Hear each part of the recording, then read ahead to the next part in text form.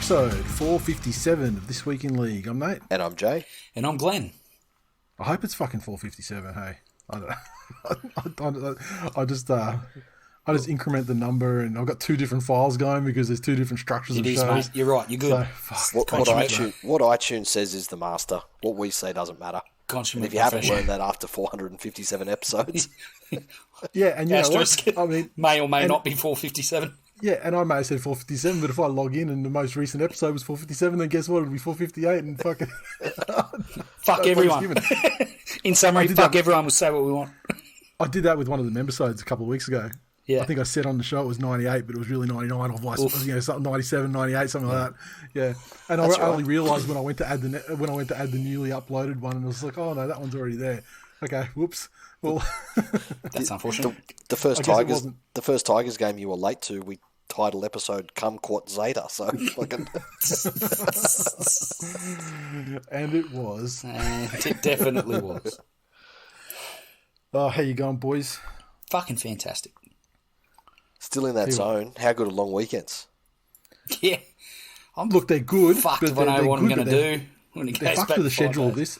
They're fucked for the schedule of doing the show. They are. Yeah, it is a little bit. But I mean, it's great to just have this, back to back. I tell you, every year in April, I'm scouring the internet for research papers on work-life balance in Scandinavian countries where they have a fucking 4-day week and 6-hour work days and shit. And I could never find it. So that was funny. I was listening to what did I hear? Oh, I think it was on the radio this morning actually, and they were talking about because the traffic was fucked, so I just turned it over at like 2 minutes to 8 to see what the chopper was saying, and they were talking about holidays that have countries that have the most public holidays. Yep. And they went through the list, and we're pretty low on the ranking. Yep. Like in terms of the number we had, and it got up to the number one is something like India, and they've got like 28.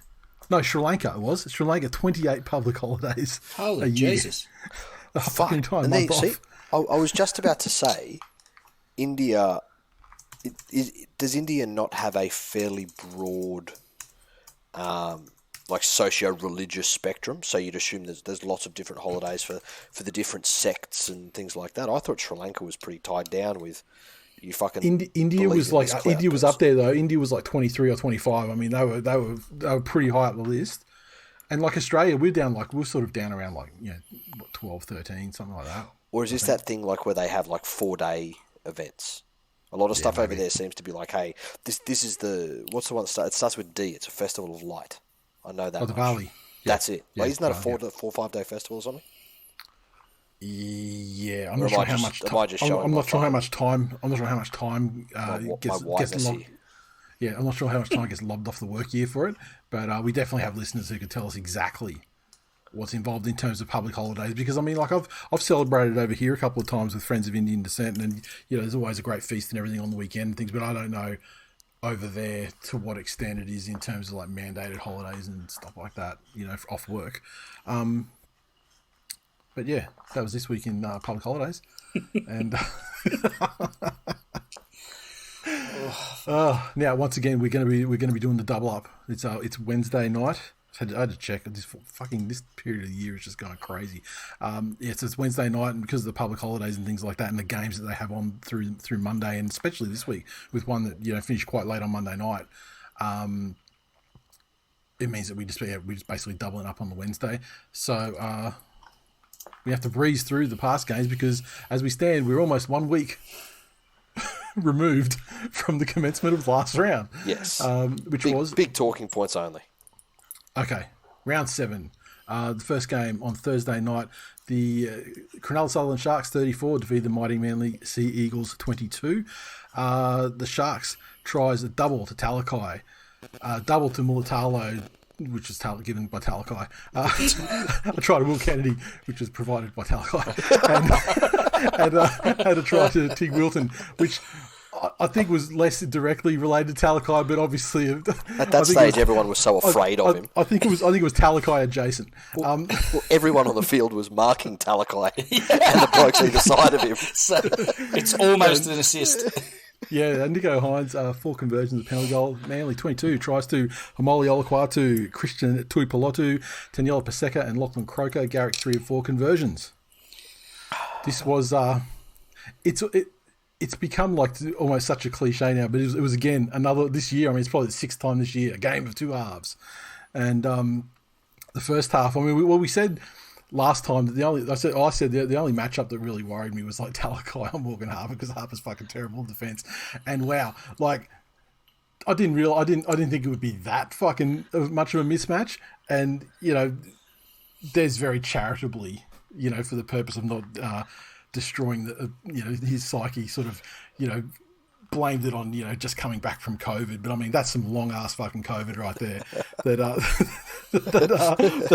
that he suffered. And if that was a poor way of explaining, he swam from Wuhan before the game. Or he'd been caught stealing a pangolin at a Wuhan wet market and had both of his arms cut off by the fucking authorities as a deterrent to potential future thieves. That. Yeah. But it also, I mean, like, I don't want to put the blame like entirely on Harper, because did say in the preview, like, Manly were down 3 props from last week to this week. And so as a result, they actually had like a back rower as a starting prop in this game. And like Andrew Davey, I fucking said that I love the guy. He's an Aldi, you know, he's one of those Aldi players who he puts out far better performance and effort than the price tag that he receives. Yep, that's it. But against like when you think of Cronulla, first thing you think of is big fucking forwards that rumble forward. Yeah. And Des had the game plan. He had the game plan to compress in the middle to try and like offset the impact of that. But when you compress in the middle, what you need to do, your outside backs have to make tackles. Your centers have to make and wingers have to make these fucking one-on-one tackles. And one-on-one with Talakai, who is, let's face it, I mean, he's a borderline fucking prop, certainly a back rower. But one-on-one with him and Morgan Harper, who's not fucking great, and it just fucking blew out before they could do anything about it. Exacerbated somewhat by one of the most ridiculous fucking sin bins in a weekend of inconsistent, you know, penalties and shit. But and thankfully, I mean, regretfully, he didn't hook him earlier. I understand why he didn't. But yeah, hooked him at halftime. Maybe Des was enjoying it as much as everybody else. Well, he's a fan of the game. He's a fan of rugby league. It was outstanding. He's in the coach's box. Let him play. We've said in the past that one of Des's great qualities, and which is also one of his bad qualities, is he does show a lot of loyalty towards players, and that in turn, you get a lot out of players ultimately that way. However, you do persist with players who. And, you know, like we can go back to when we were doing the podcast in the early days, Glennie, when we were talking about, like, you know, Luke Williamson and whoever had and Chris Bailey, whoever had the goat photos back in the day, right? And it seemed like it could have been Harper Williams, at this stage. Fucking exactly.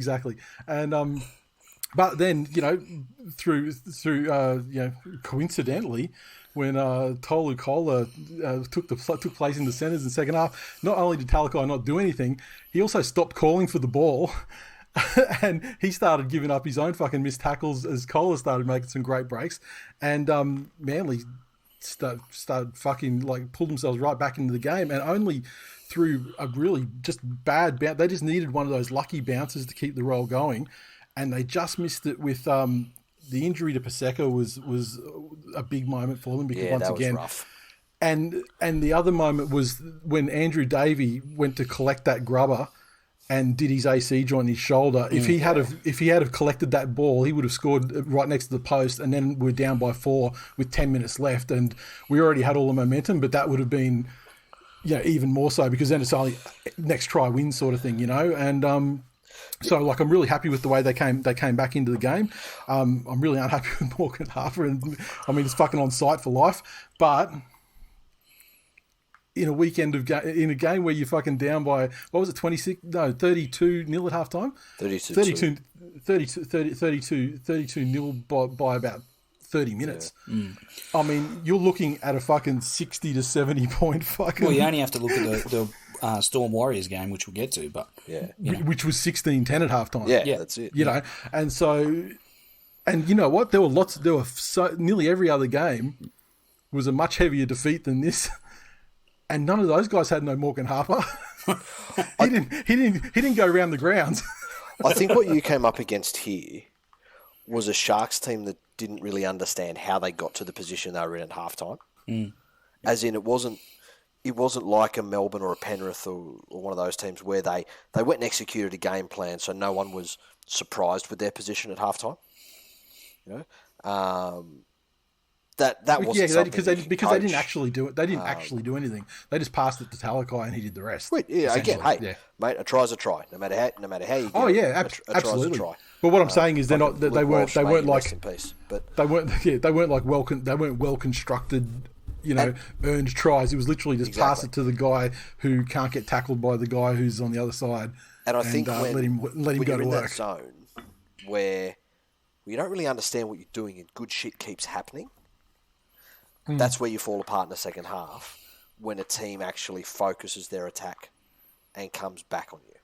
So, as amazing as it was for the Sharks, I think the perfect storm of Talakai, who had a fantastic fucking game, taking all the Harper criticism aside, he had a great 30 minutes. Yeah, well, he was playing with confidence. He was making good choices and he was in their heads, but it probably plastered over a couple of other things that if the Sharks had been up against, anyone else, might have been a bit more obvious.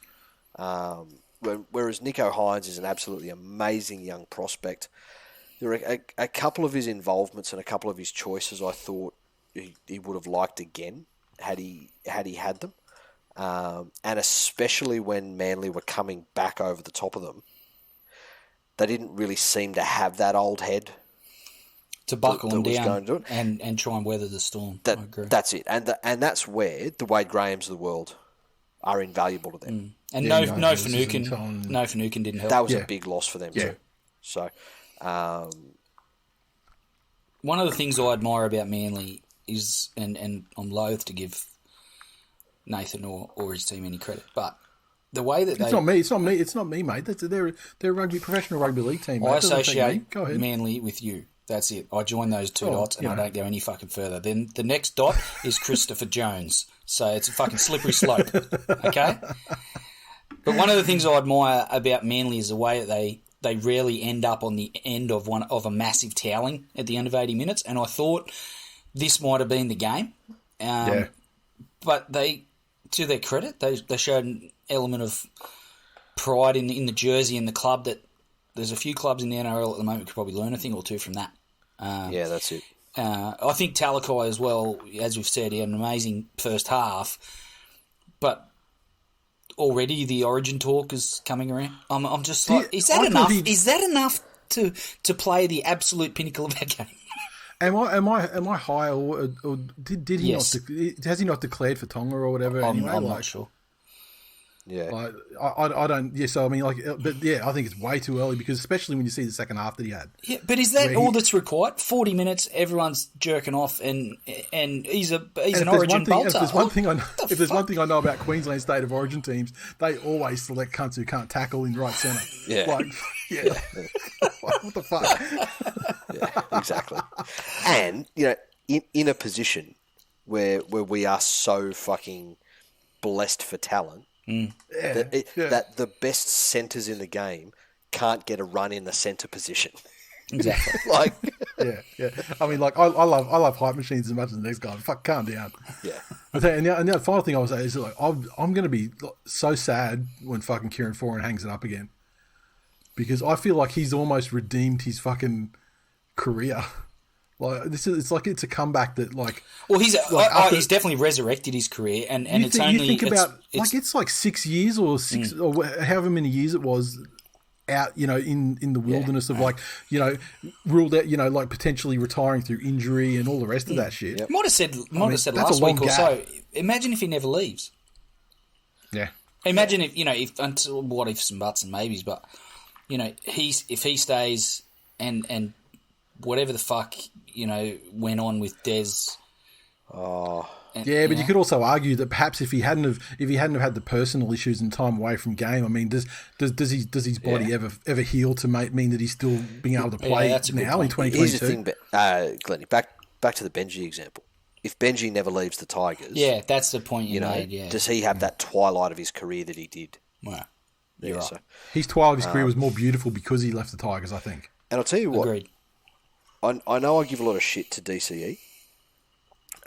Yes, and he started the game like the absolute fucking overpaid fraud. People make mistakes, and that kickoff was fucking terrible. But I mean, he didn't do a lot wrong in that game.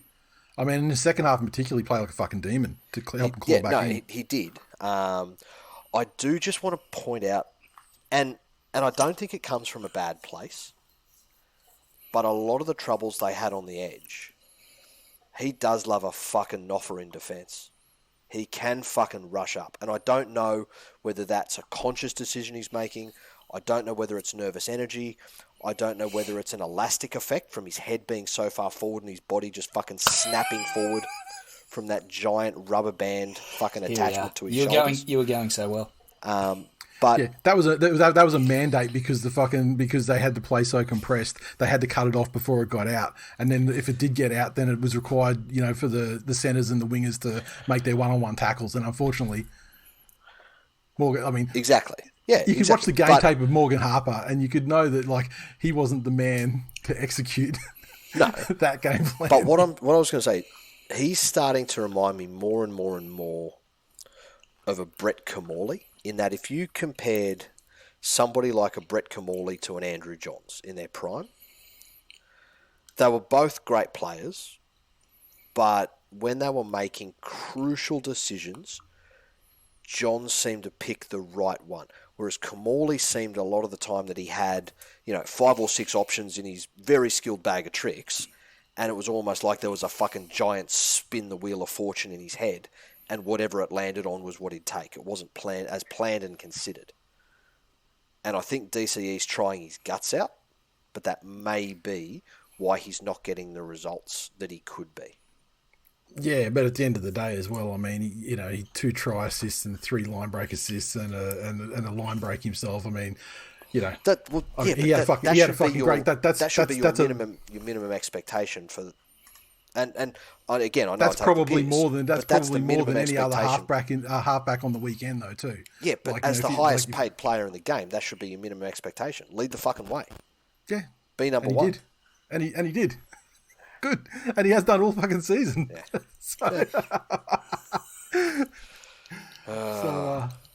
Yeah. But yeah, at the end of the day, can we go to the socials? Yeah, if that game was the price to pay to commence the Tyler Kohler era and remove the Morgan Harper era, then I'm fucking here for it. That's it. Joshua said, did Manly really think they could win the battle of the racist beach towns? You entered Cronulla and thought you stood a chance.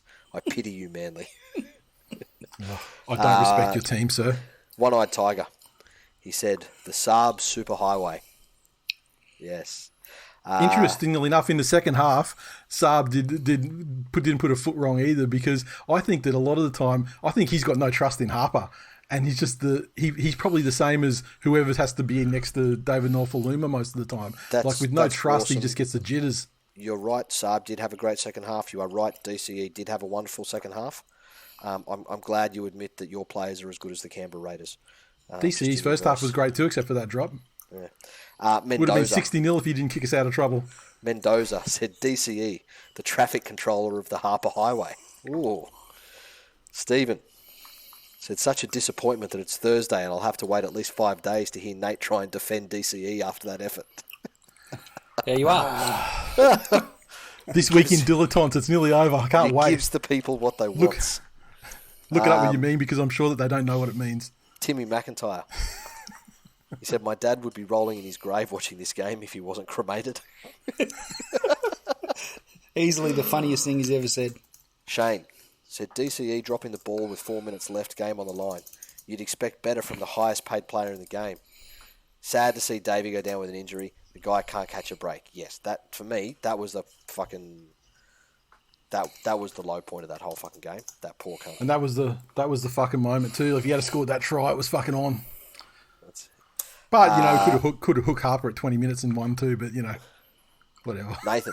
He said the DCE award goes to DCE and the Isaiah award goes to Talakai, who I don't think can be considered underrated if he's being touted as an origin bolter after 30 minutes of play. If he's being touted for representative honours for which he's probably unqualified and uneligible for, then yeah, I mean, that's got to be fucking close though. Although I'll tell you what, overrated as hell. This is why I fucking malign the death of City Country. I would love a fucking City Country match. Because you want to see him running at fucking Jared Croker. Jared Croker would be injured. Who's he running at? Someone in reserve grade, probably. Nice. On to the next one. Friday, the Brisbane Broncos 34 defeat the Canterbury Bankstown Bulldogs 14 at Suncorp. The Broncos tries to Corey Oates, Adam Reynolds, Corey Pakes, Reece Kennedy, and a double to Selwyn Cobbo. Reynolds 5 conversions, the Dogs 14, a double to Josh Adokar, Matt Duffy also with a try, Flanagan a conversion. The end. Fair comeback, I thought, from the Broncos. They went down early, 10-0, and fought their way back into the game and really took the game by the scruff of the neck. And Canterbury fell off badly, I thought. And once the game was once it was just that point where the Dogs realised we were probably going to lose, and it was still close, then the Broncos just started the procession and just started laying them on. Yeah. They scored some pretty impressive tries. Reynolds finding his feet nicely, some class touches in everything the Broncos did, I thought. Yeah, that's it. And there was no doubt that the Broncos had made an astute move in getting Reynolds. You know, there's some questions around the length of the deal and his ability to stay on the field for a year, but that game showed exactly what they want from him. Like that team that night, without his direction, they would have turned it up like the Dogs turned up. I reckon. Exactly. Yeah, exactly. So, as far and there weren't a lot of moves, but I would say as far as moves go, the most valuable move of the season so far. Well, that's huge. That's a big call. We'll see how they finish up, but yeah. Yeah, but that's it. So far, I mean, I'm just trying to think of any other big moves. Certainly the highest profile. Yeah. You'd expect him to be. Benji Jr. is not a good player. No. It was that offside from him, and again, he didn't pass the ball to himself. Then what do you do? Do you scream out offside as you're in the vicinity? But you know, do you not touch the ball and let a Broncos player pick it up and damn if you do. But it was at that point that they fucking lost it. They never came back from that. No, that was the point. I think the Andy Trent noise is really starting to gain momentum. The media is coming after. There's a story every day now. And I think it was the member side we were talking about it, right? That if they lose this week coming up, it's the worst coaching record in the history of the Dogs. Exactly. They always say like in the proud history of the Dog, but I mean, is it is it really? Yeah. And who cares if Bulldogs fans are proud? And what are they proud of? What do they have to be proud of? Who knows? He's a player's coach, and the players seem to be on board with him because he's a good bloke. But ultimately, and as clearly came out in the media today, he's going to be judged by Gus on the results. It's already started. So I don't hold much hope for Trentius. Selwyn Cobbo, you liked him a couple of weeks ago. You mentioned something, and I didn't rate him at all. Still, I think probably a little bit dodgy in defence, but he had some good carries in this one. Absolutely, he actually made me sit up and take notice of some of the runs he had. He needs a lot of time in first grade to polish his game up, but there's some raw talent there that you don't see every day of the week. That's for sure. But I'll tell you what though, on the other end of the spectrum. And I know it was a try against the Bulldogs, but how good does fucking Corey Oates look? Flirting around an edge at fucking pace, like it makes you think that him flirting with the second row. Why, whether it was him or the club, why it was Bennett. Bennett wanted to play in the second row.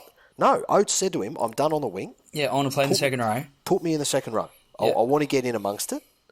And Bennett was like, "No." See, by now he would have had how many off seasons? his body would look very different. Yeah. He's a big guy, but he would have put on a lot more mass. But tell me, how different in body shape is he to a Cam Murray? You know? Yeah. Well, like he's taller. But he's taller, but size-wise, he's not... Yeah. You know, he's not tiny. He's not fucking...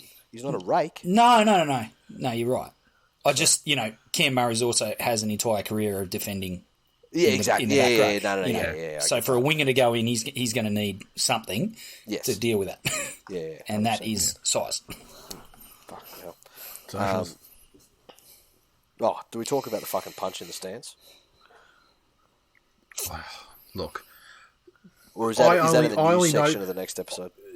No, we can talk about it in this game, because it's not news per se, but look, I only know what I saw from the socials about it, and so you can correct me if I'm wrong, but my assumption from what I've read is that the guy in the lower row was making a cunt of himself in the minute silence for his Anzac round, and then the guy behind pulled him up on it, and then words were exchanged, and then it turned into fisticuffs, and the cunt on the bottom forgot that the guy on the cunt had the high ground.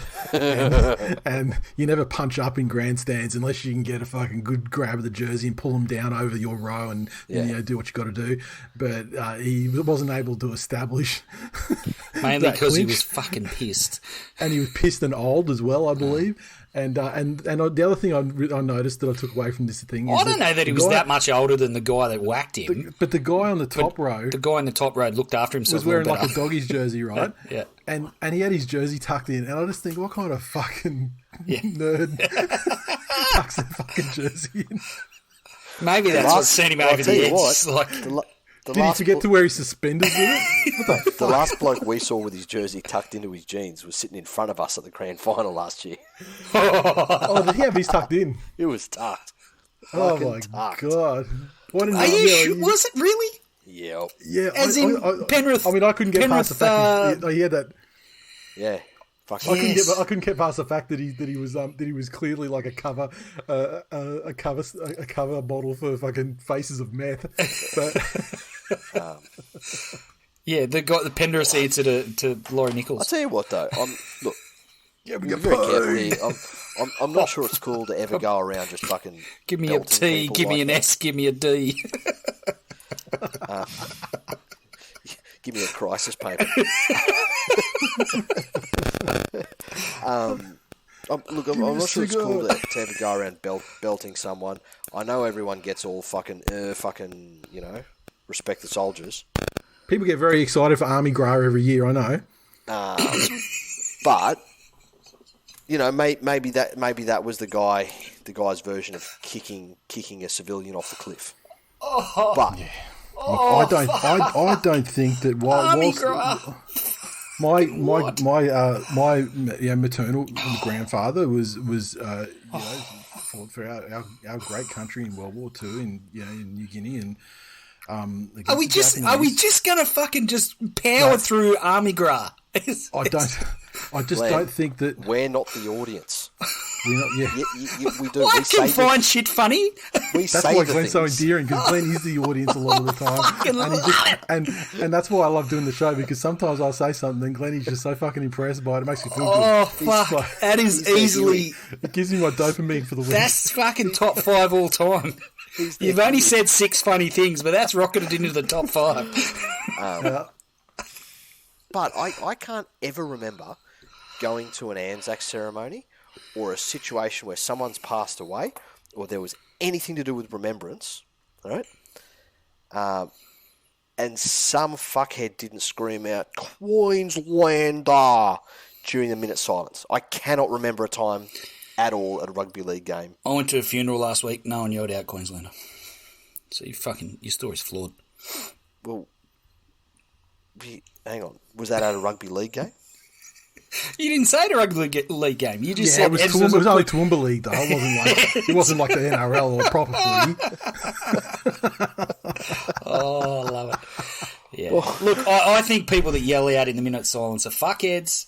But are you going to fucking plant 20 of them on their fucking chin and fucking whilst your jersey's tucked in to a plaid belt? No, probably not. Uttering anything during a minute's silence, no matter what the reason. Sometimes it's remembering like an old boy that died or something for the club whose game you're at. Sometimes it's like an Anzac Day. Sometimes it's something else.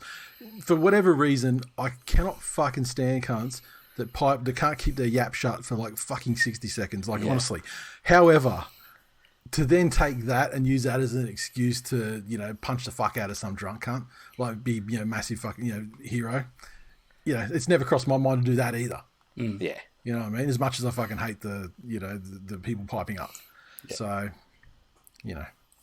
is it too much to ask when you go to the footy to not tuck your jersey in? Have a couple of cold ones, untuck your jersey, restore the circulation to your fucking brain, and act like a human being for fucking 90 minutes plus entry and exit from the ground. Yeah. Is it that fucking much to ask? Yeah. But yeah. I don't understand how the guy was that fucking pissed at the minute's silence though. Like that's at the start. maybe he's been on it all day. That's the thing. Fucking maybe. Hell. Again, why? I mean, it's a fucking Friday. Go to work, cunt. Yeah. Fucking, what do we want? You want me to give you classes on understanding alcoholism, Nathan? There we are. Reese in the Facebook group said, Reynolds is obviously the difference this year. It's hard to get excited about that because of someone so biscuity. Oh, you've had an okay run with him so far. Jason said, for 60 minutes we were shit. For 20 minutes we were a top 15 side. I'll take it. That's a bit harsh. I mean, that's being very self-deprecating, sir. Take them when you get them. Cruzy said, your team's defence is shithouse when Reece Kennedy scores a try against you. Jason said, so they managed to lead by 10, then lose by 20. Play well for 50, and then outplayed in the final 30. When everything goes well for them, they look good. Not great, but then when things go against them, things go bad so quick that it is too hard for them to get back on top. While we haven't been terrible, it seems like the stars for this year would almost mirror the stats from this year would almost mirror the stats from last year. It's going to be a very long season if the trend continues. It is. The thing is with their attack though, even before they got the attacking-minded superstar coach Trent, remember that was always the thing. Like even with Dean Pay, though, they would complete sets phenomenally well, defend pretty well, and just could not fucking do a thing when they got within 20 metres of their try line. Mm. Yeah, that's it. Maybe it's part of the Bulldogs' DNA now. Maybe they bred that. One thing we haven't talked about, Kevin mentioned it here, he said it's really good to see Tamari Martin come back. He had some try-savers and good runs. That was a fucking good outing for somebody who has had, like, I heard it during the game, like he'd had a couple of months of Q Cup after not playing for any football for years. Mm-hmm. Because of a fucking brain bleed. Yeah. I thought it was put in that sort of performance in a first grade side. That was fucking ballsy. That was gutsy. Yeah. I like it. This sounds like an insult, but I thought it was great to see that it was like a thoroughly unnoteworthy return in the sense that like he didn't make any terrible mistakes. He didn't get hit in the head and die. Yeah. He didn't look like he wasn't built for first grade NRL, and he looked like he belonged there. Yeah, like especially I think it was in a thoroughly position, acceptable. Yeah, especially in a position that garners so much attention. Yeah, with so much potential for fucking soul crushing. Going wrong. Yeah, it was a good outcome. Nice. Next game. Cowboys 30 defeat the Titans 4 up at the Abattoir. The Cowboys tries to Dearden, Talangi, Drinkwater, Nanai and Lukey. Holmes 4 conversions, a penalty goal, and the Titans a solitary try to Jermaine Osako. And that was it. Good. And just like that, Justin Holbrook throws his hat into the ring as a coach to put his fucking neck on the block. It's way too early for him, I think, given they made the finals. This is regression, though. Yeah, you're right. No, I agree with you. Peyton has had a knack for developing young talent, and it goes back to his time when he coached the 20s at the Tigers. Who did he develop there? Oh, mate. Have they played first grade yet? Oh, Nathan. The entire team How many Tigers juniors are killing it in other fucking clubs? Exactly. You're welcome. Thank you for validating my point. So did you discover James Tedesco? Pappenhausen, Josh Adokar.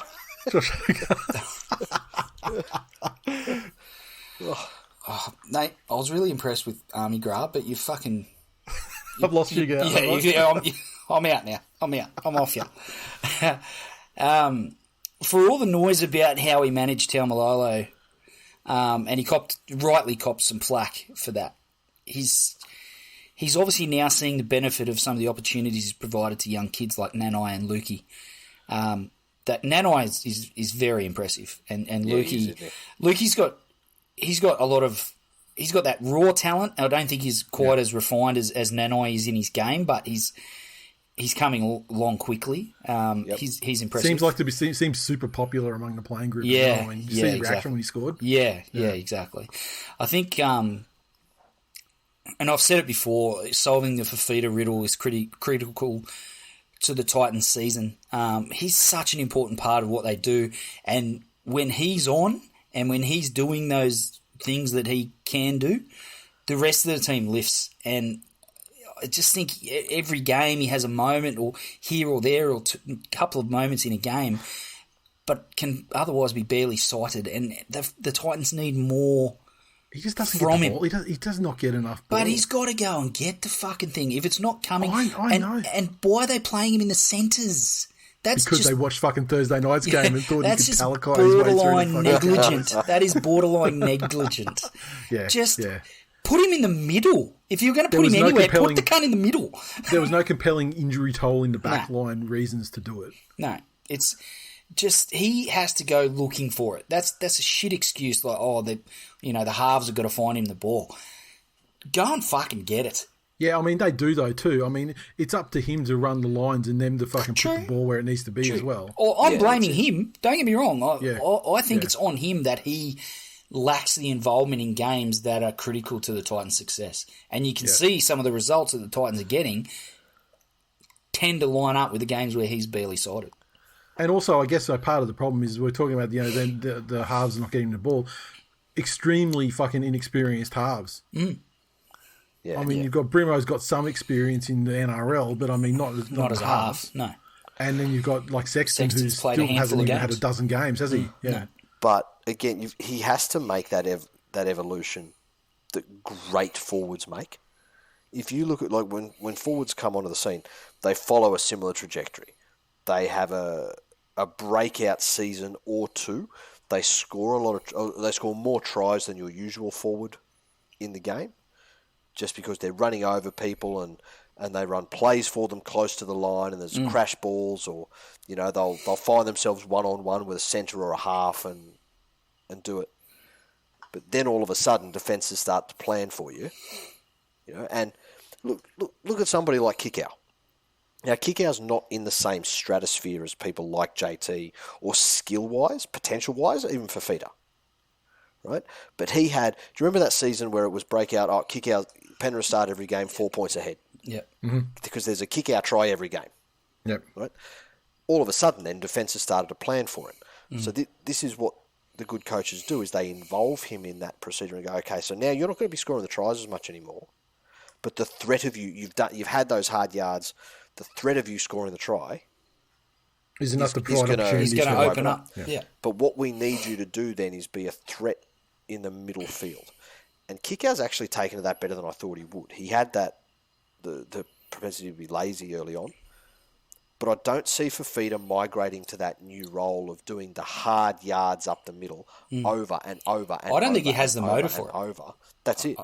I've got the solution. Mental motor, not physical motor.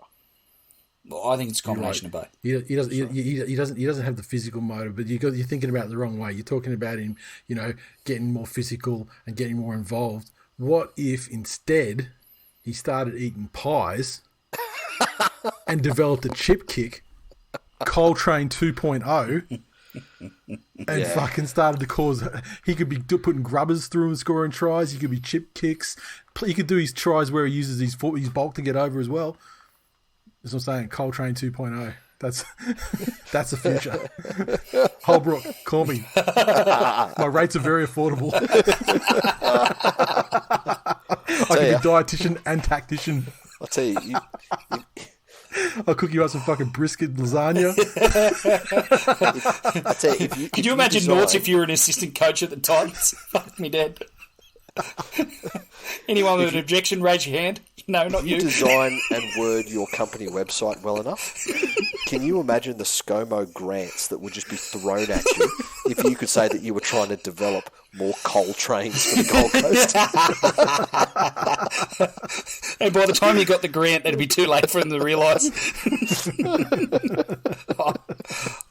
Well, no, the thing, they wouldn't give a fuck anyway. That is love. Like, my electorate's not probably marginal enough, but I mean, if I could move to a marginal electorate and they'd just be like, fucking, like it's only a hop, skip, and a jump from every cunt getting $250 for nothing. So, oh god, Lee said drink water. Was watching Munster last week. Yeah, he didn't have a bad game. Liam said see Val Holmes giving Dearden a pat on the head while he went in to score a try. Then the Titans getting around Brampston when he knocked on. Lots of wholesomeness on the field in North Queensland tonight. There we go. There's good vibes up there. They've got a Dairy Queen. They opened a Dairy Queen in the off-season, I'm certain of it. Up there in Townsville, who would have thought? I fucking love when regional home fields become a destination game. Yep. You know? When, be it fucking Canberra in the middle of winter, or is it dealing with the fucking 900% humidity at the end of the season when you go to Townsville, or when Newcastle was shit and the piss troughs at Leichhardt Oval. It's actually just the wall. Regional. Carsten. He said it's really good to see our own juniors. It's really good to see our own juniors develop so good. Imagine the club that has to sign wannabes from Brisbane on $1.3 million. Scott, he said, unfortunately, Titans are back down to earth for the time being. Maybe we should do the thing and start blooding in our talent instead of letting Proctor and Wallace steal jersey spots. I'll see the Titans next year when hopefully they have improved and gained more experience. Wow, fucking harsh. Proctor had an all-time fucking Barry, though. Yeah. He's a poster child for don't leave the Storm. Yeah. No, don't. It's not don't leave. It's don't buy anyone from the Storm. Yeah. It's not his mistake that he's gone to a fucking tropical beachfront paradise and being paid shit tons of money. Like, fucking hell, he's made a great choice. Yep. On to the next one. Right. Oh, the big one. West Tigers 23 defeated the Rabbits 22 at Combank again. Hashtag our jungle. West Tigers tries to a double to Nofaluma. Mamalo and Brooks also with tries. Conversions, Hastings 3 from 4, and then we had a bunch of missed field goals, but the little man, wee man himself, Luke Brooks, got the critical one. The Rabbits 22 came through tries to Walker, Johnson, Mansour, and Kalomatangi.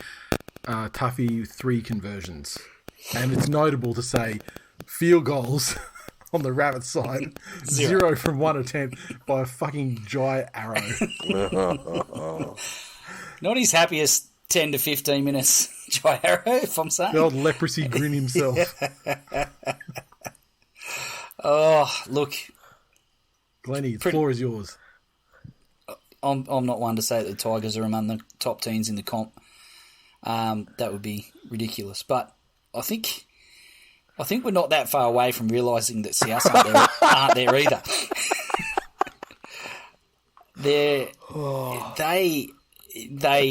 We've said it before, the lack of Reynolds, the fact that, Ilias, the moment was too big for him to close out that game. Yeah. And, no Latrell, he probably would have fucking knocked it over from 60 out if he was there. Yeah, true. So there were plenty of people who could have had that crack. I mean, like, it was a singularly fucking selfish and stupid hero moment decision from a forward. And let's be honest, cunts who never should be fucking having a thought on the field of rugby league ever about anything except for tackle or catch and run. Yeah. And, just poor leadership all around, though. Cody Walker wasn't demanding the ball either. And I think that's a massive... No one was. That is a massive point for South. Because without Mitchell, it comes down to Cook and Walker to make that team sing and to take the big moments. And I was disappointed. Well, I was happy that the Tigers got it, but I was disappointed from a South perspective that Walker didn't demand the ball. Because like this season, I think Cook couldn't be doing anything more. No, it's not on him to try and get those cunts over the line. No, yeah. It's a funny coaching strategy to me that it's just your most senior half becomes your playmaker and game manager, whether they wear a 6 or 7, no matter what their skill set is. When your 7 is 12 years old, though. Well, what's he been doing in Reggie's? Has had Reggie's coronavirus? No, sorry, for the rest of his fucking footballing career, did he play 7? Yeah. Oh yeah, of course, course. Yeah, he's been groomed as the 7, but yeah, exactly. So, like Nate, if we said to you, okay, DCE's moving on, do you expect Foran to just take over and do everything that DCE does now?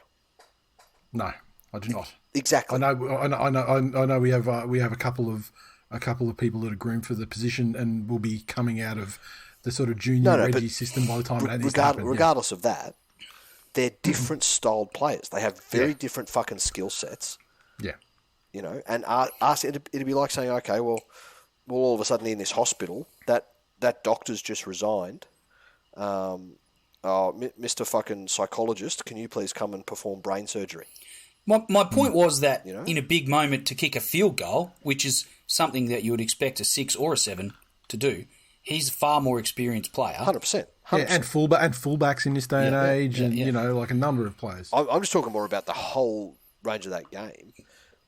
At no stage did Cody Walker look like he had a game plan in his head that he was out there to lead that team. And if you think back, I don't think he ever has a game plan in his head. And I think it's been overshadowed. He could play off the back of what was in front of him, eyes up footy, because Reynolds was there steering the ship. Holding it down, yeah. And then contrast that with what you saw out at Brisbane. And there's a team with one, nanith of the actual raw talent on paper that South Sydney have, were actually led around and put around the park in a fairly decent manner. Yeah. But from a Tigers perspective, subscribe to our Patreon, you would have heard the second half shenanigans. Some impressive performers. Still hell of a lot of room to improve. Jackson Hastings impresses me more and more each week. On and off 102 touches this week, up from his 90 last week. Yeah. Yep. On and off the field, to be honest. Everything. And his talk, the way the players already look to him, and he's just a natural. He's a natural 7, and he's a natural leader, and it's having a massive impact on the Tigers, and I'm fucking here for it. That's it. Yeah. I mean, I just want to say, with the Tigers, it just goes to show that in this season, I think the Cowboys are examples of it as well, that in this season, with the rules the way they are at the moment, teams that can complete at a high rate or perform their games with minimal to no errors can actually hang in a game against a more talented side for 80 minutes and actually win just through doing that. It did the Tigers, without trying to take too much away from the Tigers' wins, it did rely on two more favoured teams having all-time fucking Barry games in terms of possession. To be honest, considering I didn't think we were going to win a game for fucking 14 weeks, I'll take them. Well, yeah, you came into that Parramatta game last week and you would have been looking ahead at at least 7 in a row. Yeah, definitely. Yeah, at least. So, it's a fucking great year. And it's a joy to hear you experience it live too. And if you too want to experience that joy, patreon.com/TWiL Nation. It's happening again on Sunday, boys. We're going to fucking ride this shit out until we lose, and I'm like, fuck ride this shit. Until the fucking wheels fall off. I'll be like, fuck it. Matt said that Pascoe should go away on more holidays. Yes, he should. One long holiday. To the bottom of the ocean. Jesus. Fucking hell, Glennie. Are you suggesting he gets his scuba certification? I'm subscribing to Jay's Patreon.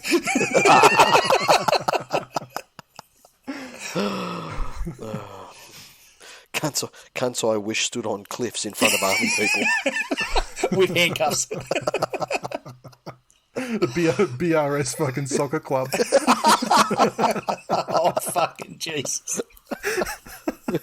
I'm going to put that one down as the title for this episode. Oh, wow. I think it has to be Army Gras. All right. It has to be Army Gras. Look, I don't want to get fucking Yasmin Abdul. Jay, are you trying to give yourself a fucking nickname? Come on now. You said me calling out the fucking episode titles every week's like someone trying to give themselves a nickname. And here you are, sharing out the fucking episode title. So for the first time ever, he says it, and all of a sudden he's correct. That's smacked back. Lenny. Fucking hell. Are we doing socials for this game, or have we had enough out of this? We can't exactly call it Ben Roberts El Masri. Ben. He said the Tigers have now beaten more top 8 sides than Manly. Are these handcuffs or a parachute? Oh, and Ryan said, so now we've lost to a Reynoldsless Broncos and the Tigers. Excuse me while I head off to Woolies to grab some fun-sized Mars bars. Yeah. Get the king size, you fucking coward. Yeah. How do you know he doesn't consider that fun? Fair point. Stop king-shaming people, Glennie. Exactly. Are we moving on? Do we get on you for sounding? It's a touchy subject to bring up me with sound on this podcast. Yeah. It's fucking... May I the whack-a-mole comes out and I'll get a fucking message and be like, you started this, can't fucking report you so, motherfucker. You're such a hostile person, though. Like, everyone's like, oh, look at Glennie, he's a little fucking smiley little fucking gnome from the MI, but then, no, you're not, though. No. Fuck you, cunts. On to the next one. Let's go. We're fucking... The Eels 39. We're running long. Knights 2.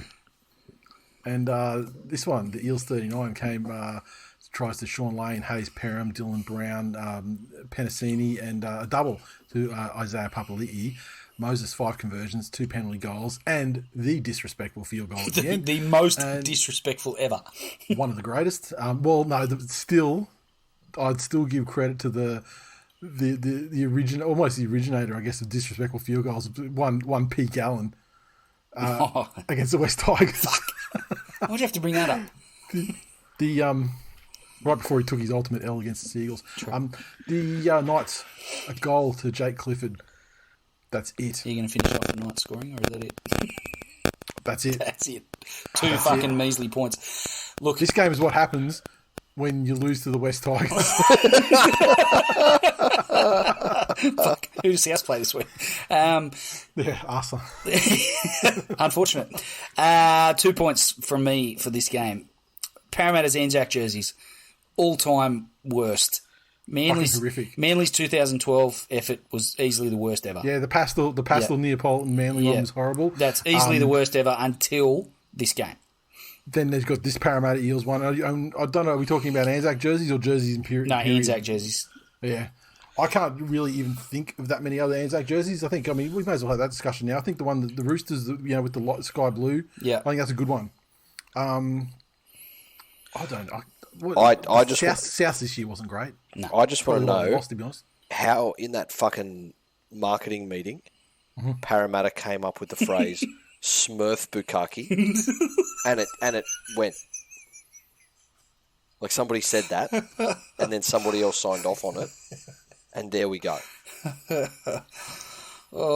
gonna eat a heap of fucking blue and yellow M&Ms until I get diarrhea that hard that I also bleed from the anus, and I'm going to put it on a jersey. Yeah. Here's a concept. Imagine if they recorded... Well, Parramatta are known to record a meeting too, but I mean, across the NRL, imagine if they recorded all of the meetings where the, Dynasty or whoever the jersey supplier is doing the pitch with their concepts. And because they'd probably put more than one in front of them. And just WikiLeaks it. They'd put them out. Yeah, exactly. I mean, well, no, not even that. Like, put it on fucking Foxtel.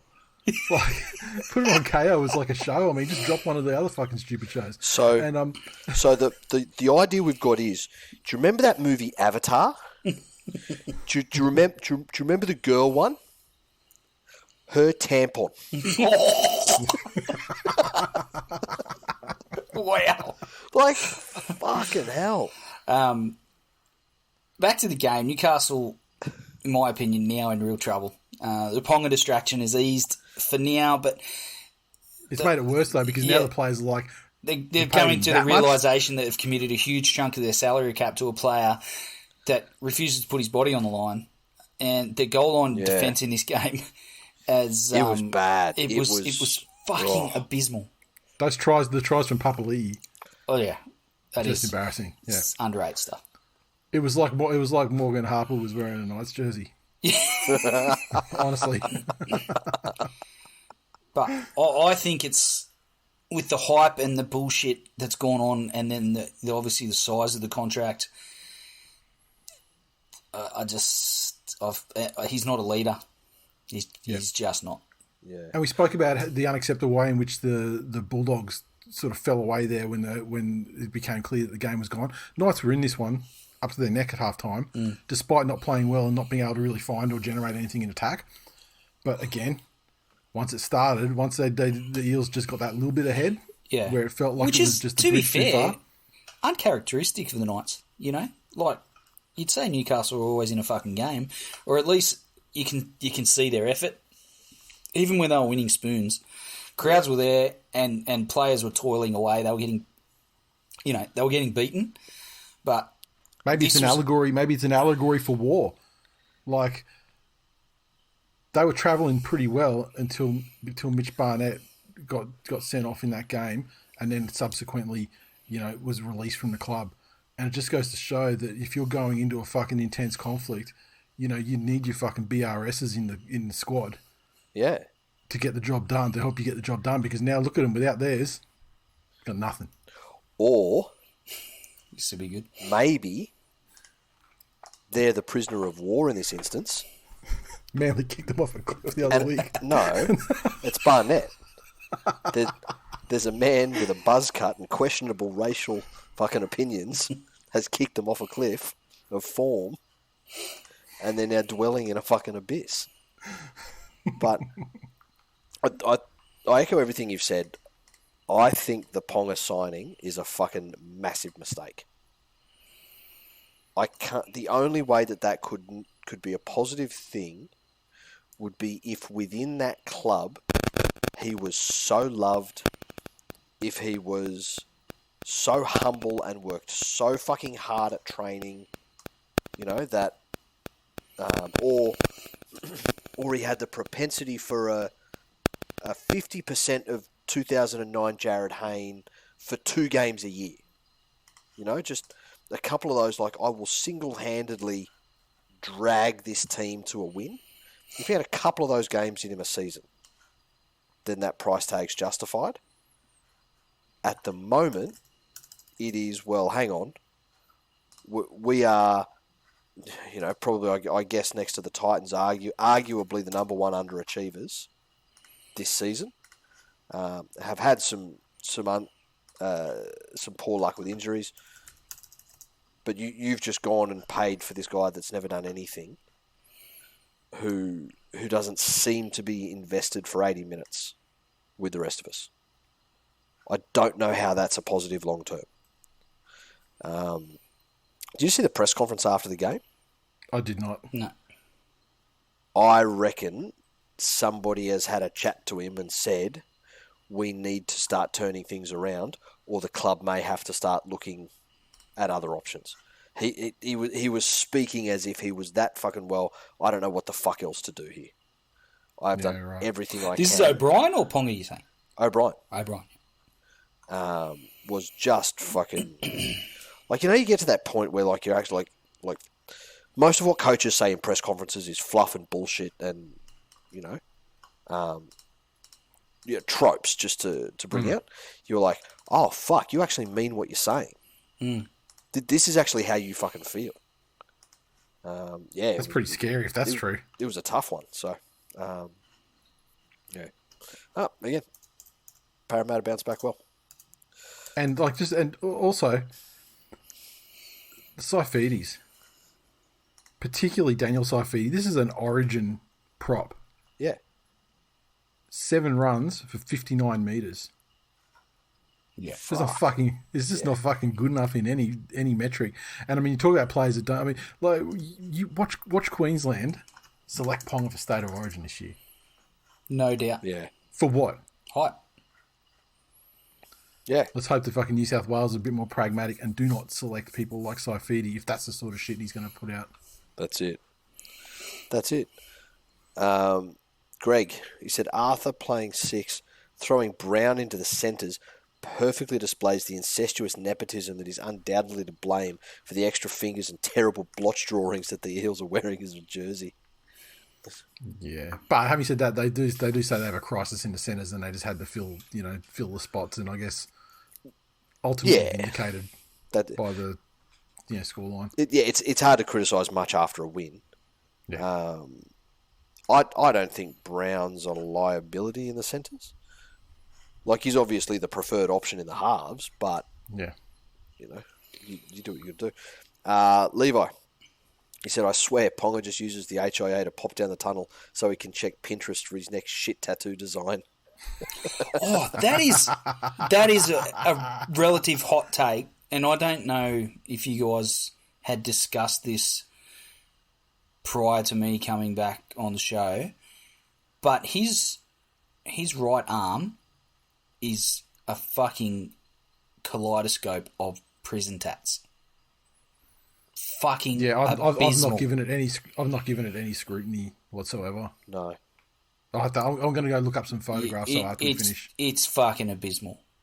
Yeah. Okay. Fuck me.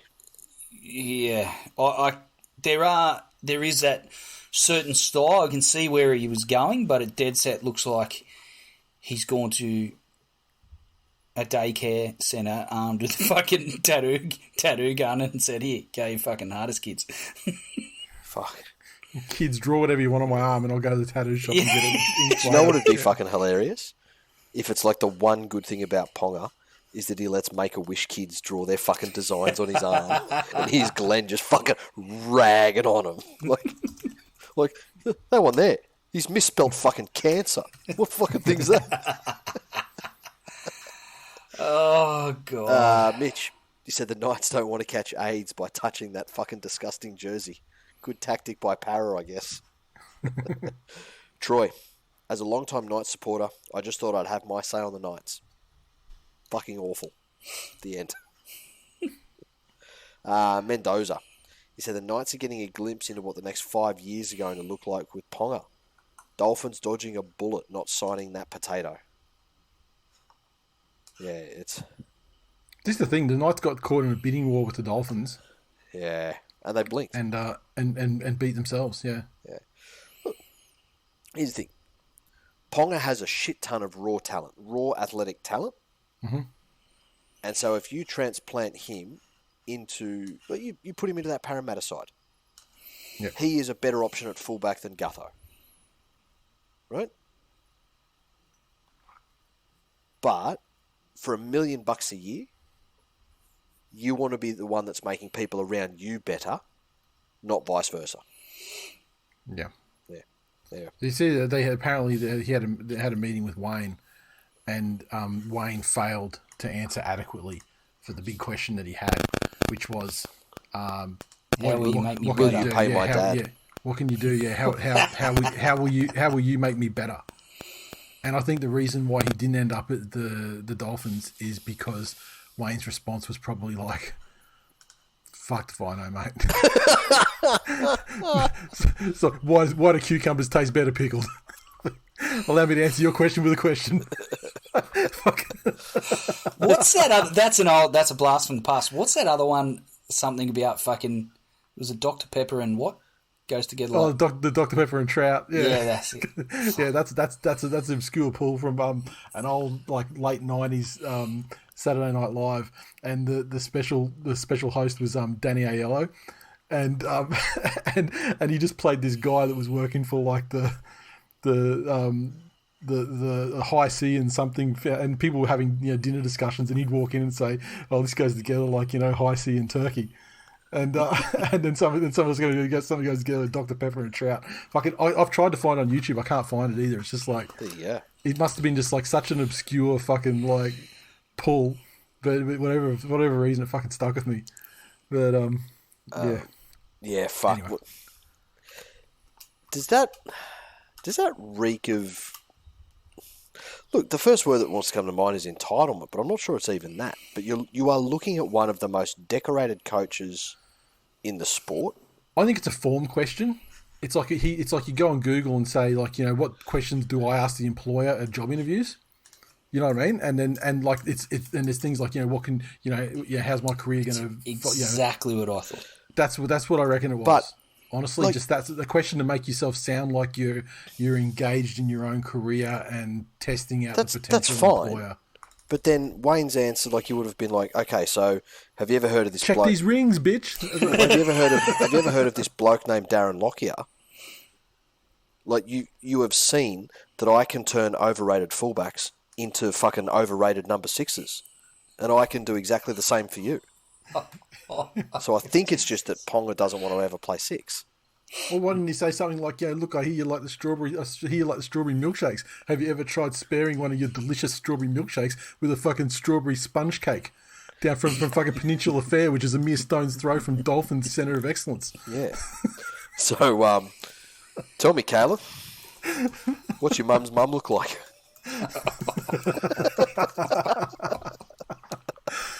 All valid questions, which should have seen him sign on the dotted line for the Dolphins in 2023. So we got to assume that Wayne went a different direction. Next game. I lost track. What are we doing? Oh, yeah, here we go. Panthers 36 to feed the Raiders 6 at Penrith. Panthers 36 tries to Yo, May, kick out, and a hat-trick to Stephen Crichton. 5 conversions to Nathan Cleary. 1 penalty goal and a aborted, disrespectful field goal. The Raiders try to Tarpanay, conversion to Brad Schneider, and that is it. Credit to the Raiders. They hung in there. They hung in there for a little while.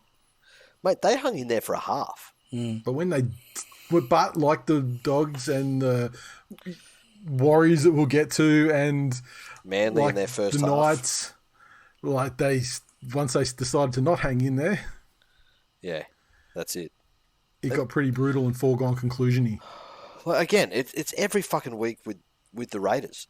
At this stage, it is so obviously a fucking ingrained psychological condition. It is a fucking mental issue that Ricky's dealing with. He needs to bring in some outsiders. He needs to bring in some fucking actual sports psychologists. Fuck, just some normal psychologists.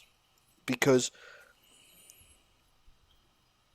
the talent is there. They've obviously got the physical gifts to get out there and play the game of rugby league.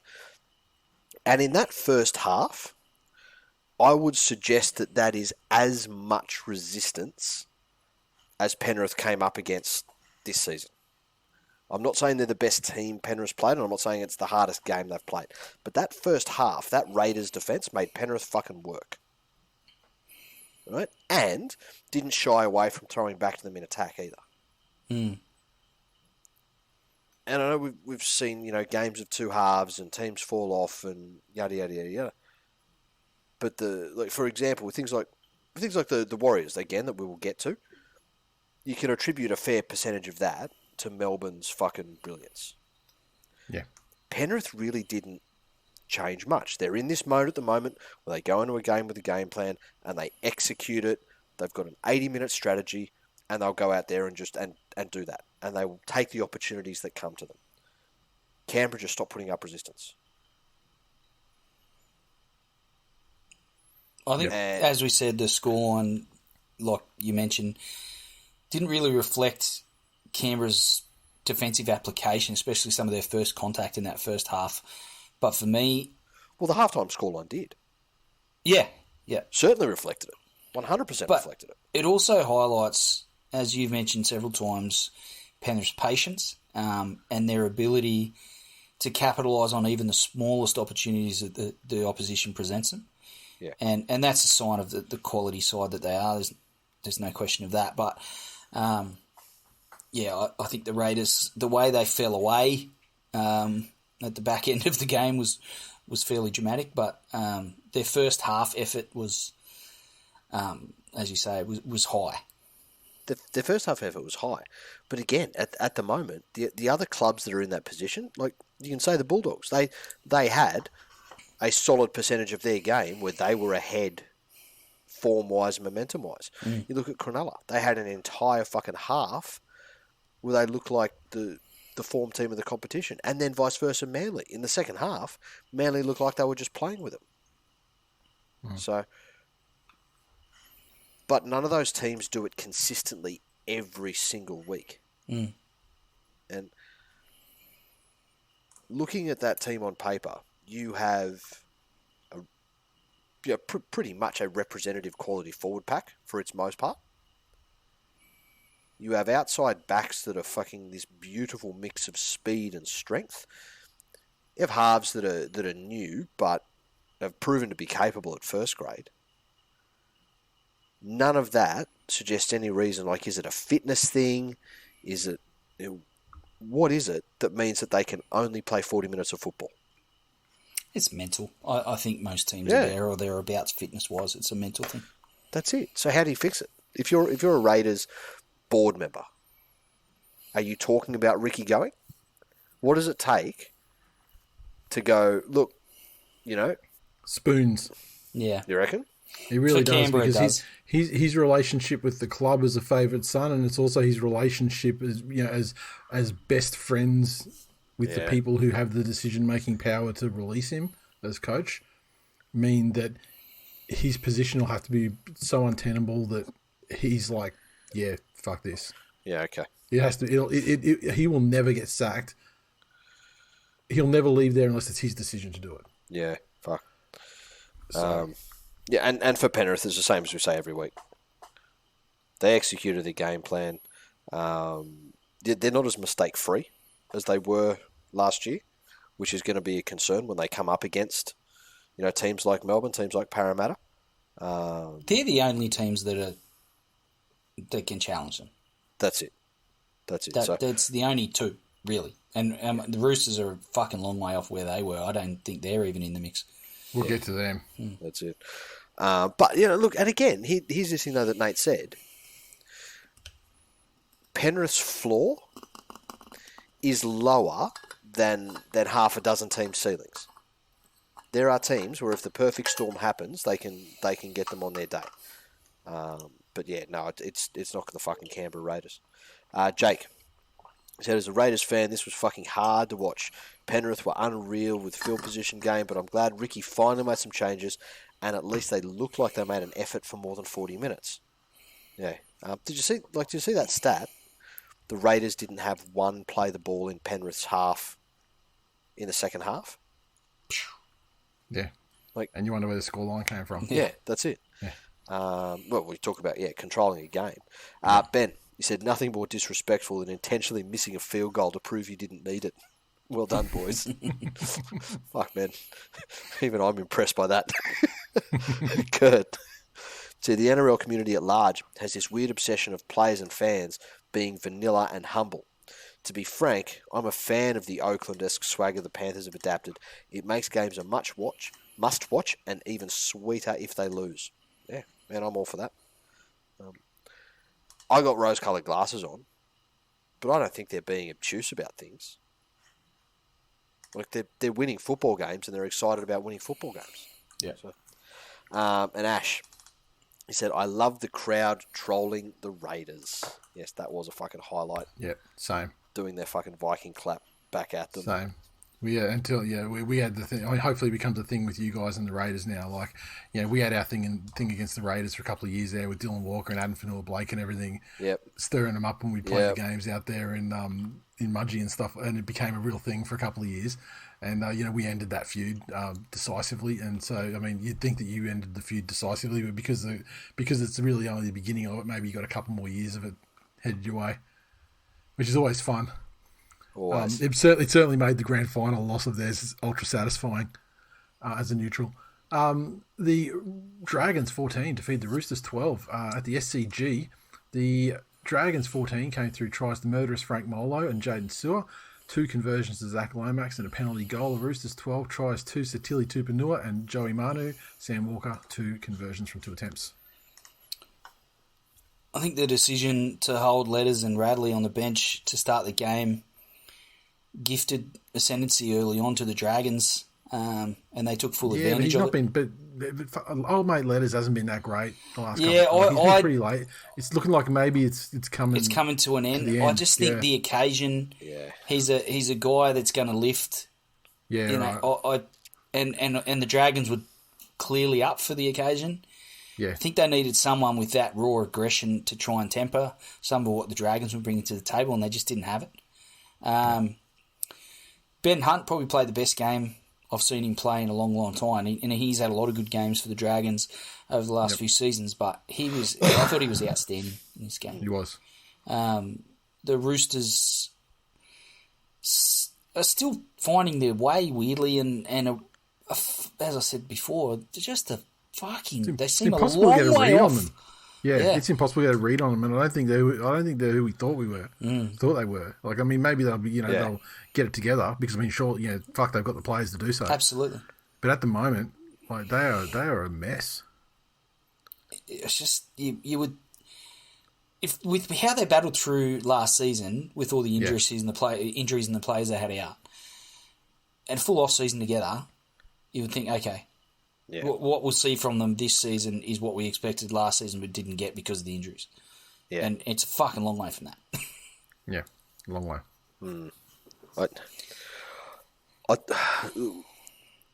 said at the beginning of the season, my concern is Keary. My concern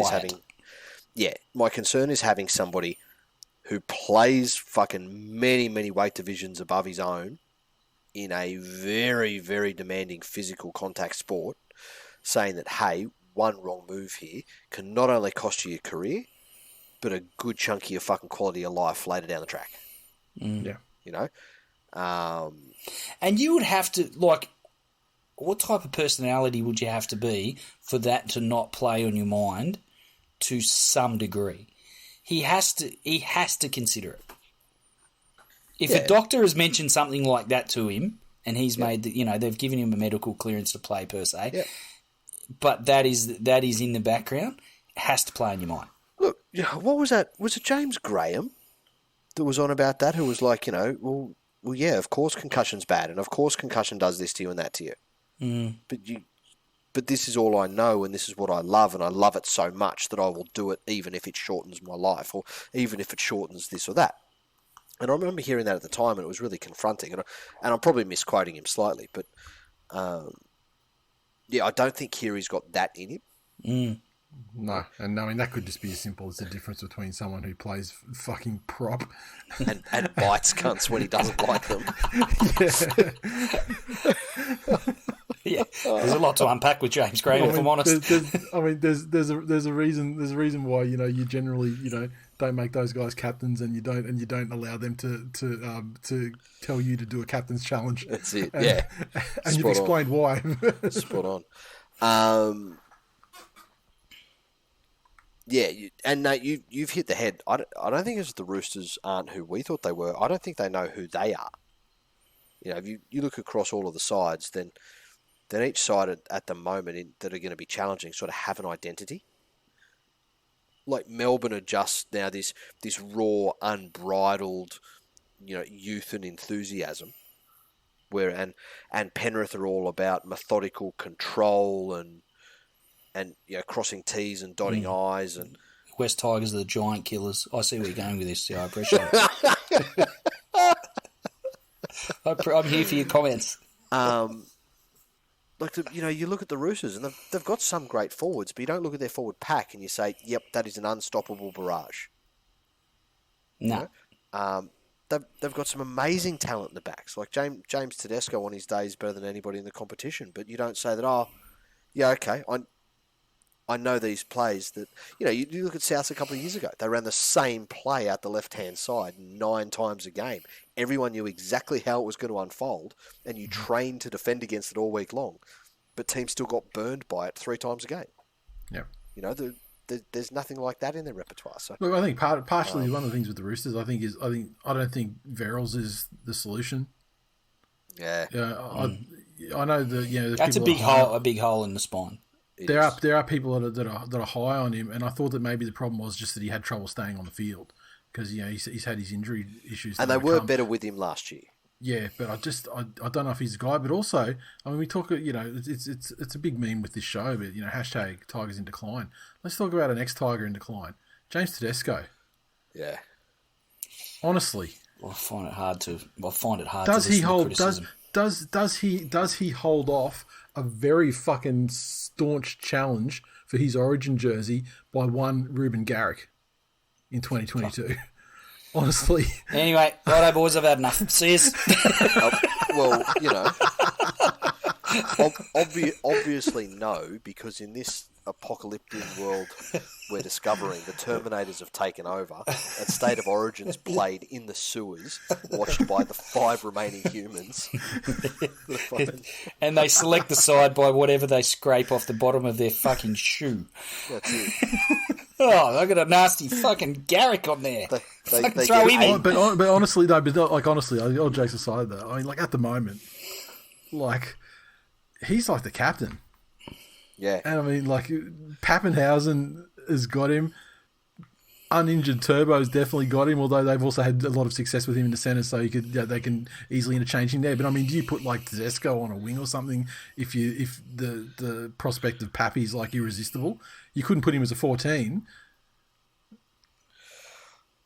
His form is fucking ordinary, and his errors are atrocious. They're fucking bad at critical times for in this game. He made that bad one where he was running to the line, coming out of their own end, and fucking dropped it cold. Yeah, and look, I love Teddy. I mean, he's great New South Wales memories with him already, but fucking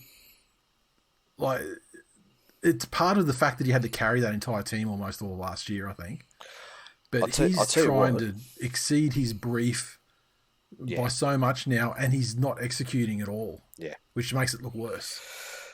What if I told you there was a fullback that is currently 3rd in the entire league at fullback, fourth for post-contact meters, and is first. Sounds like Agenda J's coming to the fore for all runs. So taking more runs than anyone else in the league, and more running meters than anyone else in the league. One Dylan Edwards. Is better than James Tedesco. System Edwards, they call him. Exactly. The machine. He can play in the Penrith system. Which is essentially the New South Wales State of Origin team. And he would... well, no, not really. Yes. All the bits that matter. All the bits that matter. Wing. So if I say to you, here's a fucking, 1976 Jaguar, do you care if the fucking left mirror's been replaced? No. If the fucking engine's different, of course it matters. But Cleary and Luai are there. The engine is different. There's a steering wheel in one of the fucking seats. Cleary and Luai are there. Everyone else is fucking upholstery. Oh, Jesus fucking Christ. If it wasn't done before, I'm fucking done now. I think it will come down to exactly the reason. So Inform Turbo is a better fullback than Tedesco. However, Turbo is also a better centre than Tedesco is. Which is why you end up, and the gap between them in centre is greater than the gap between them at fullback. Which is why you end up with Teddy. Tedesco doesn't have a use, I think, anywhere else in the squad. No. Unless you put him at fullback, And this year, we don't have the selection non-headache of Pappy being injured. Because for the past couple of seasons, come Origin time... Yeah, he's been rattled. He's been fucking campaigning for the Adam Reynolds Award. Yeah. Yeah, so, exactly. Right. I'd be so fucking interested in that. Send us your thoughts in the game thread. If you're picking the New South Wales fullback, who gets it and why? Give us an and why. Keen to know your thoughts. Let's go. Right. We're done. Did you do social? Did we do social? I don't fucking know. No, I don't think we did. Did I? Okay, Ryan said, I'll accept Yo as the most underrated 13 if we can all agree that Radley is absolutely the most overrated. Agreed. Been saying it since the first game of first grade he ever had, boys. There you go. Get on board. Get on board. There you go. Phil, he said if the Roosters were any worse at finishing off chances, they'd be the Broncos. And Lando. Now, new listeners of the show won't know this, but Lando has, Dragons fan, long-time listener, OG of the show, had a pair of lucky undies that he wore for every fucking Dragons game. What run was it? It wasn't 2010, was it? I don't recall how it started. All I remember just the mental picture that these undies must have been absolutely fucking disgraceful. There are some fucking there is more magic in these than in Scientology undies. Put it that way. So, aren't they Joseph Smith undies? The magic undies? Are they Mormon undies? Yeah. Yeah. Okay. Probably. They got everything. They got the golden plates and the undies and everything. Jay was talking about his dad's undies. His dad's a Scientologist. That's what. Yes. He's bringing us more get him on the blower from episode. Bring him in. Bring him in. Let's go deep on the fucking clan mythology. Are you considered a suppressive person? Look, to be honest, he's enough of a fucking psycho that I reckon, because he's shacked up with a wealthy widow who was a Scientologist.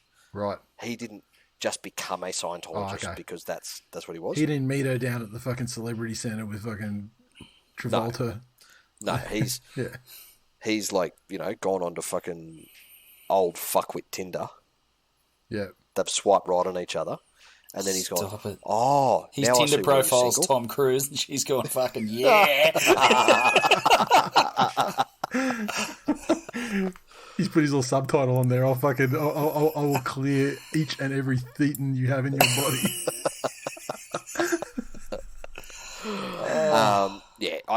To this day, I maintain that he's fucking talking the talk just for a meal ticket.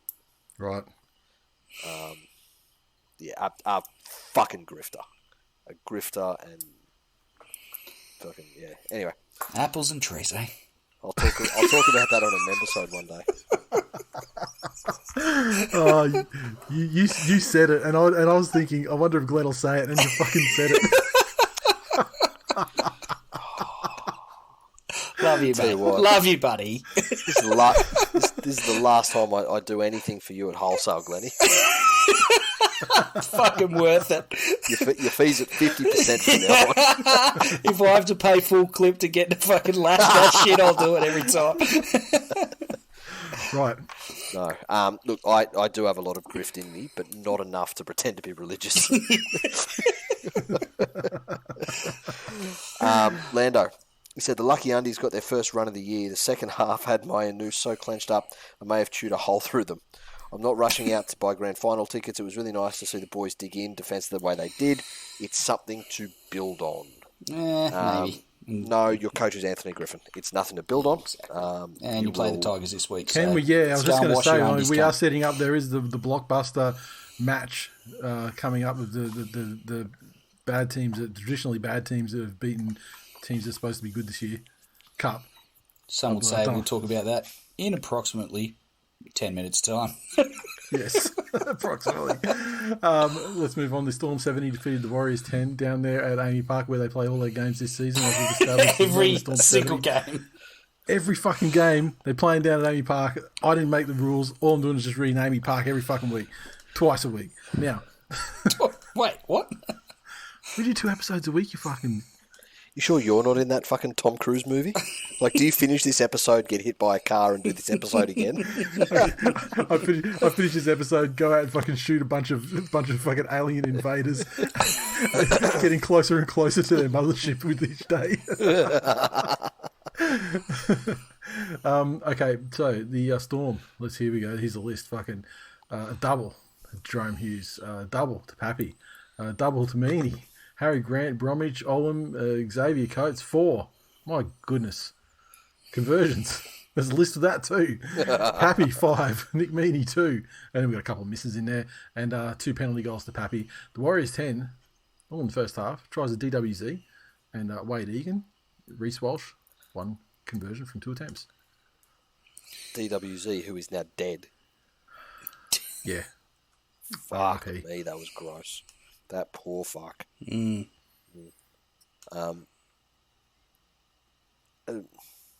What do you say?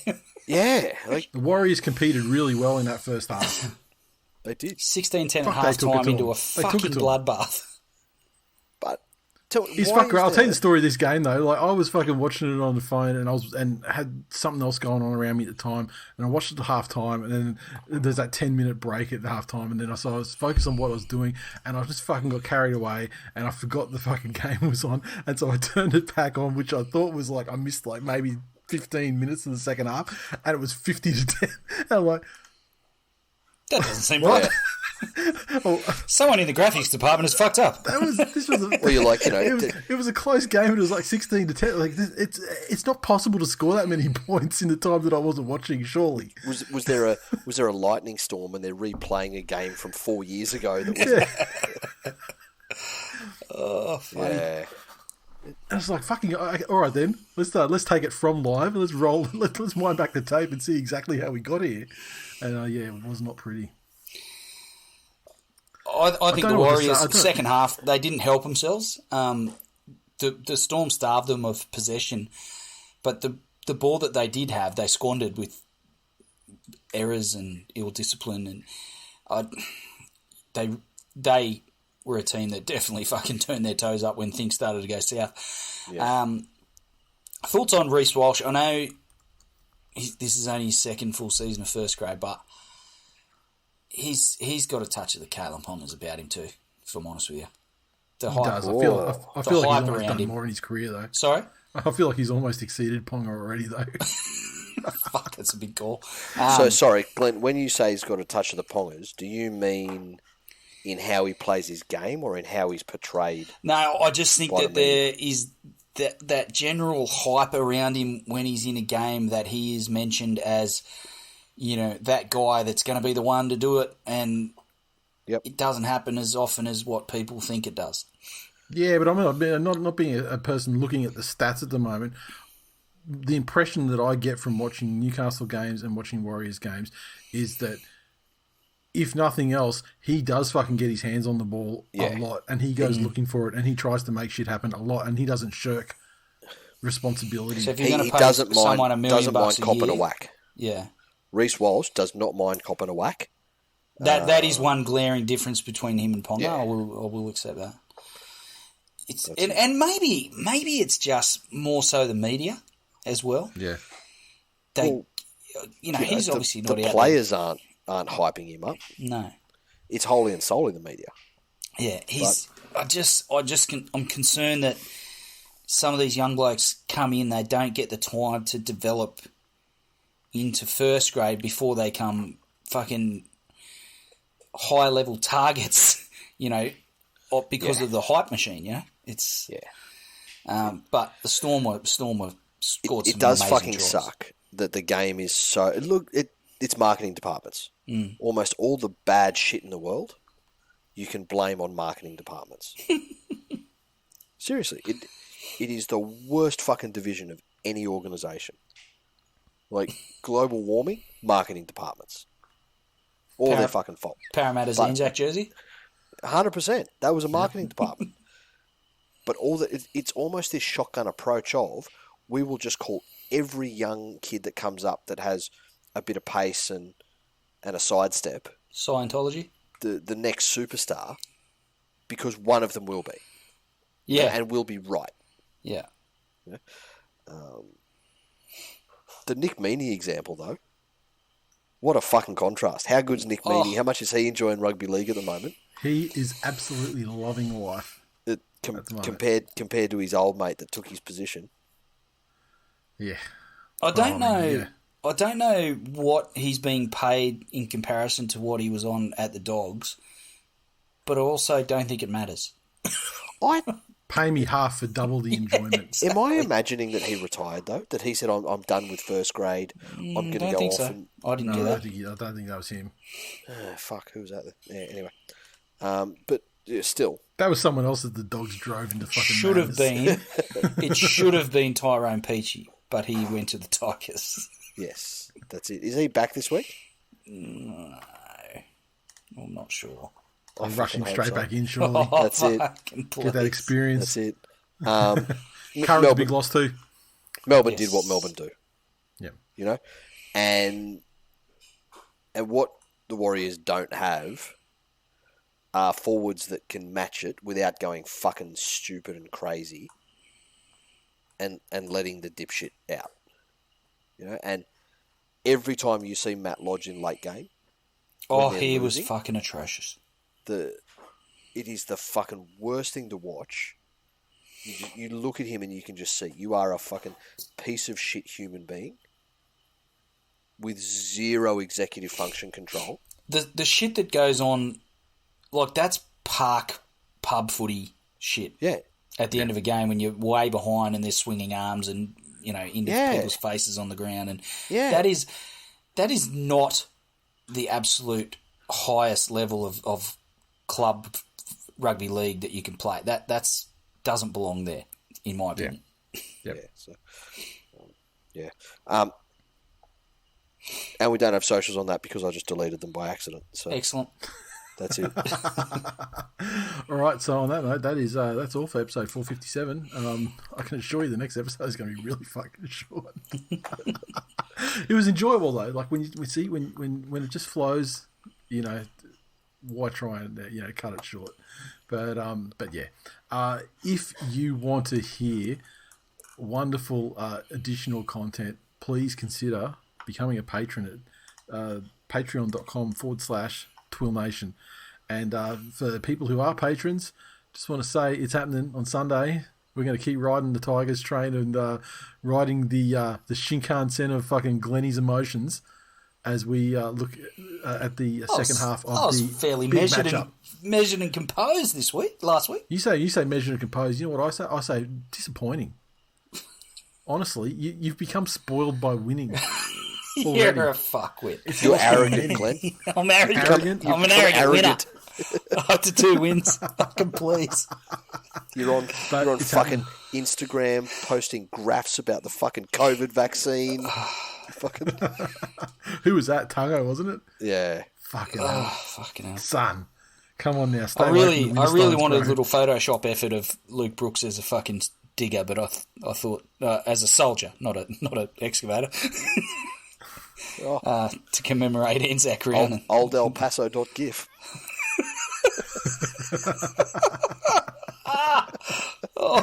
That's a weird combination, but I like it. Yes, so we're on again this week. This week, so make sure you sign up at patreon.com/TWiL Nation. I've figured out stuff for the memberships. I'll put those up on the weekend for people to get on board with, and also the first additional piece of merch for the year, which patrons will be able to access for a discount. They should be going up over the next few days as well. Looks fucking great. I got the size, the sizing information and everything through today, so I can create the listing and everything. There's a little bit of a turnaround on those. They'll probably take. We'll pre-order them probably for a couple of weeks, but they'll probably take, given the way shipping is at the moment, they'll probably take about 6 weeks, I'd say, to turn around. So you've got plenty of time to wait for those ones. But yeah, I'll put them up and give everyone a decent window in which to buy them. And yeah, you'll see what that is when it happens. Otherwise, that is it for 457. Oh, my mistake. I forgot about the tipping. I'm fucking storming up the fucking rankings on this tipping. I'll just quietly. I'm only a couple of points out of the top 10 here. Do you tip against Manly? No, I do not. I tip for Manly every fucking time. How dare you? Number 1, Barrett's Belmore on 43. Cooked tip. Then we go a point back to Kiwi Villa, Timmy Comedian, Drewy's Dropkicks, Mitch Rich, Willie Smash, Christy, JBB, and Dan Eel. All on 42. So it's 1 point JDB? through. JBB. Okay, fuck. So it's like the one that doesn't rape. Okay. Yeah. Fair enough. Or maybe rapes more. Well, maybe. I hope we never find out. Jesus, Glennie. Fucking hell. Oh, I'm just saying, don't be so presumptuous. Well, I mean, I just thought it's... what's more than 100%? I didn't think there was a number bigger. Maybe JBB is a real piece of shit. You don't fucking know. Maybe. Anyway, that's it. 4:57. Thanks for listening, and we'll talk to you sooner than you think. Later. See ya.